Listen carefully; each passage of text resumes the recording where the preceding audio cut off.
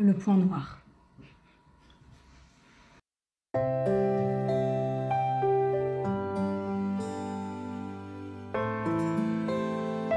Un jour, une professeure entra dans une classe et demanda à ses élèves de se préparer à une interrogation surprise.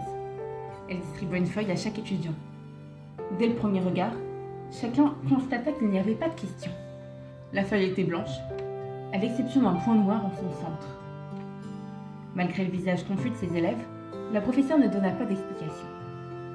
Elle dit simplement ceci. Vous devez composer une phrase qui décrit ce que vous voyez sur cette page. Les étudiants, un peu déconcertés, commencèrent ce devoir étrange. Après 10 minutes, la professeure ramassa les copies et commença à les lire à voix haute devant toute la classe. Tous les étudiants avaient défini le point noir. Plusieurs avaient brièvement décrit sa position au centre de la feuille.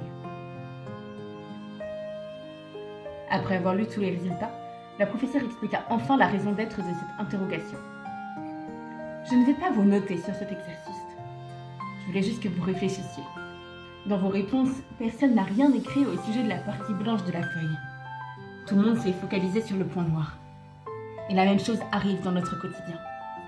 Nous avons tendance à nous concentrer seulement sur les points noirs de la vie.